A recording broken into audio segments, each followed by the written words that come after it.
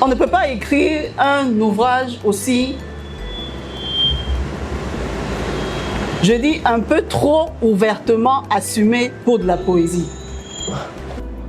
Si quelqu'un te dit que tu t'es trompé en écrivant, dis-lui qu'il aille se faire foutre. Parce que tu es là où il faut, tu t'es pas trompé. Je parle des entretiens professionnels. Je te parle de mes compétences et toi tu relèves la douceur de ma peau.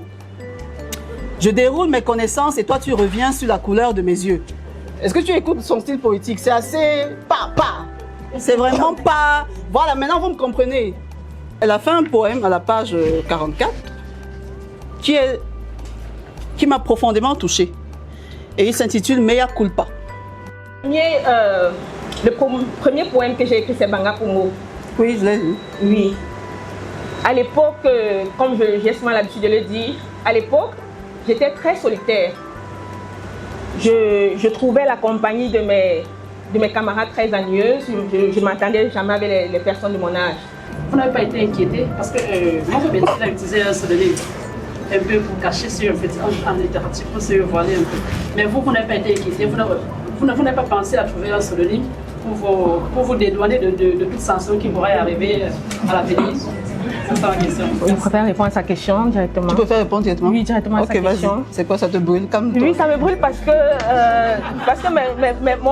mes proches sont inquiets. Je ne sais pas pourquoi. Attends, tu sais pas pourquoi quand tu permets que c'est le gouvernement... Enfin non, je suis gabonaise. Je suis Daniel Yango. Oui, ils sont inquiets C'est le pour moi. gouvernement qui est en train d'organiser la dédicace et toi tu sais rien reçu. Ils trouvent que j'ai été assez crue envers des mots et que je pouvais déguiser, que j'aurais pu déguiser, mais je trouve pas. La poésie, je disais à une amie récemment que la poésie, c'est une façon de me dévoiler. J'ai écrit 2 romans. Lié en rencontre avec l'étrange, Toubabi, où je me servais des personnages pour faire passer mes opinions. Mais avec la poésie, je me dévoile, c'est moi qui parle, j'assume mes propos. Jusqu'à présent, je ne suis pas encore inquiétée. Ah, il aime. La question que je voulais envoyer à l'autrice, c'est de savoir qu'est-ce qui fait ta particularité. Oui, je veux dire, c'est ce qui fait ma particularité. Je parle avec le cœur. Et... Alors, qui est ton auteur préféré? C'est vraiment Cécile Vega. Ok, tu cherches à lui ressembler ou tu cherches à te ressembler? Pardon? Je cherche à me ressembler. Je cherche à me ressembler. Est-ce que vous aviez pensé à une version numérique de votre ouvrage? La version numérique des mots parlants qui est sur une application sénégalaise qu'on peut retrouver tout à l'heure. Aptéré sur Play Store. Aptéré sur Play Store. Donc j'y ai pensé parce que de plus en plus les jeunes sont sur le digital. Édition Kabylie. Donc c'est moi qui ai eu la chance, j'ai envie de dire, d'éditer les mots parlants. Je dis la chance pourquoi? Parce que on le voit tous les jours, le monde est un film d'horreur. Et si par des mots, effectivement, on peut réduire et pouvoir pas anéantir les choses, c'est très bien. Maintenant, pour revenir à la communication grand frère, c'est vrai que les maisons d'édition ne veulent pas tirer sur le bon d'édition, mais c'est vrai que beaucoup ne font pas de la promotion. Mais ceux qui suivent l'actualité littéraire peuvent témoigner, moi je ne parle même pas beaucoup, ils peuvent témoigner du travail que l'édition Kabylie fait pour chacun de ses auteurs, que ce soit en ligne, que ce soit dans les médias traditionnels. Je tenais à remercier une fois de plus les personnes qui ont fait le déplacement pour me soutenir, pour m'encourager. Un merci spécial au Consul général de France qui a tenu à venir m'encourager. Un merci spécial au directeur régional de la CNTS, Monsieur Jean-Paul Bibou, qui m'a ouvert les portes de la région il y a cela 2 ans où j'ai offert un somptueux café littéraire. Merci, monsieur Jean. Pauline Ongono, édition Kabylie.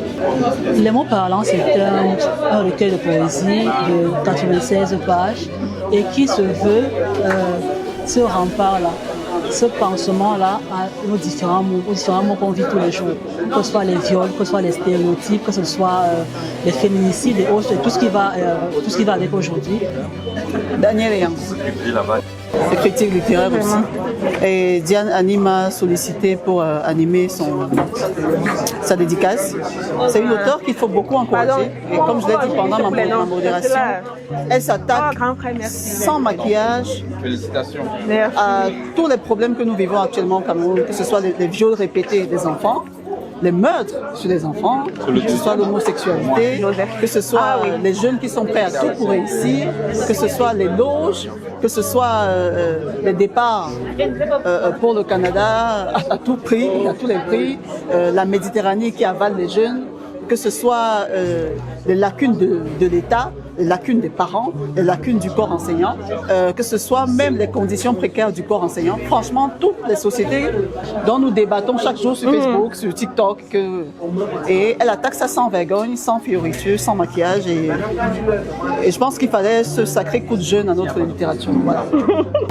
Les mots parlants, comme je l'ai évoqué tout à l'heure, pendant le café littéraire, c'est l'ensemble de tous mes combats, de toutes mes luttes intérieures, de toutes mes frustrations et aussi de toutes mes réjouissances que j'ai voulu mettre sur écrit dans un recueil de poèmes avec des mots poignants pour qu'ils puissent atteindre leur cible. C'est un aspect très positif. Depuis quelques années, la communauté urbaine développe une véritable culture littéraire dans la ville de Douala. Elle a commencé avec le salon du livre de Douala. Ça se poursuit maintenant avec des cafés littéraires qui seront organisés de façon mensuelle dans la ville, en partenariat avec l'hôtel Onomo. C'est vraiment une grande reconnaissance de notre part vis-à-vis du maire de la ville, de la communauté urbaine dans son ensemble, sous l'impulsion du maire de la ville.